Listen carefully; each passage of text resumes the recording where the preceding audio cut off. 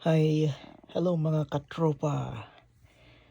Um, Bago ako kakain, gusto kong sabihin sa inyo itong kakainin ko. Ito yung tinatawag namin sa Ilocano kasi Ilocano po ako. Ito yung paksiw. Kung Tagalog ka, tinatawag nila ito na pinapaitan. So, masarap ito. Masarap nga pero parang ano to a kiss of death. Halik sa kamatayan. Dahil bakit it is a kiss of death o halik sa kamatayan. Ngamin or ngamin mga katropa timbangken dito na irep mo tumangken. Dito timbanteka na. Kaya may timbangken Dito timbangken na manteka na. Kaya kuha tabati ko dito iti baka. Ito yung taba ng baka. Ito yung dumadali sa isang tao na magkakaroon siya ng stroke. So yan, kaya tinawag ko siya ng kiss of death kasi pwede kanyang daliin sa stroke o heart attack. Yun. Pero kadalasan pag ganito, ito yung na-stroke na kalagayan ng tao.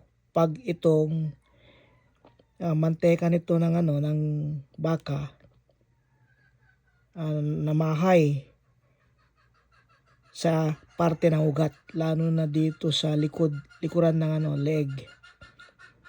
Ayun, kadalasan stroke ang tama nito.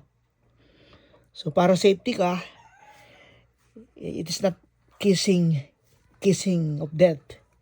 You have to remove this oily part na namuo. Ayan. Ito, napakadelikado to. Pero masarap siya. Lahat ng bagay na masarap, sila yung mga bawal sa buhay. Pero, kailangan naman mag-ingat. Ayan. Yan ang, yan ang dadali sa isang tao. Basta red meat po, basta red meat. Take note basta red meat, delikado. Ano yung mga red meat na yan? Yung karne sa baka, yan ang number 1, karne sa baka. Ganon. Yung baboy, medyo slight lang siya, pero pag sobra naman, talagang madadali ka rin ng heart attack o stroke dahil din yung kanyang manteka nakakamatay din ng pagkapagsobra. Pero ito, kunting kain mo lang, pag siya, namuo sa loob ng ugat, yun. Ito yung pinakadelikado yung mga red meat, mga karne ng kabayo, basta yung mga maiinit na mga karne. Yun ang tinatawag na red meat. Second red meat, yung medyo slight lang yung sa baboy. Pero kakadali yun, delikado rin. Yung sa manok, lalo na yung native, mamanteka siya. Yun, delikado rin yun. Pero kailangan lang ingat-ingat. Pero yun ang mga masasarap. Katulad nito, paksiw. Ang tawag namin sa Ilocano. Kasi Ilocano po ako. Ayan. Now, ayan, may mga manteka pa pero hindi na ganyan Pero masarap siya pag hindi mo inalis yung manteka na niya na muo.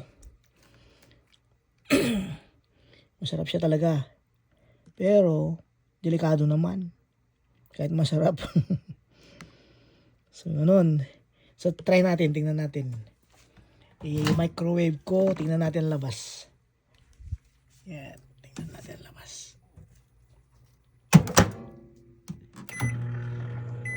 Ayan. For 1 minute.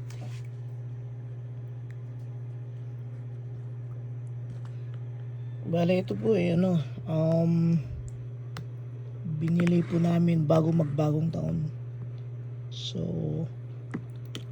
okay na okay po siya. Okay na okay pa rin siya kainin. Hindi siya panis. Paborito ko kasi ang paksiw. O pinapaitan, ganun. Medyo abusado lang. Kaya, okay lang. Pag namatay ka, wala naman ganito eh. So, enjoy life. Enjoy life lang. Pero ingat-ingat lang.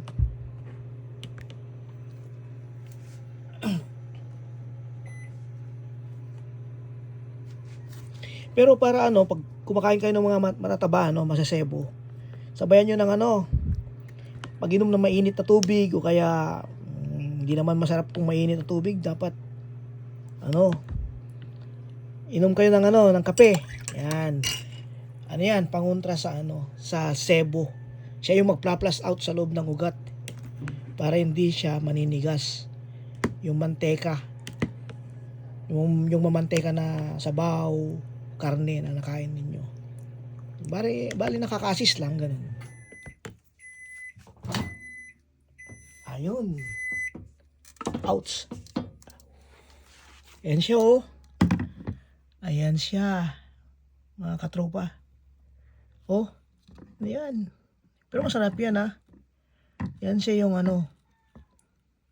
Ayan. So, that's it.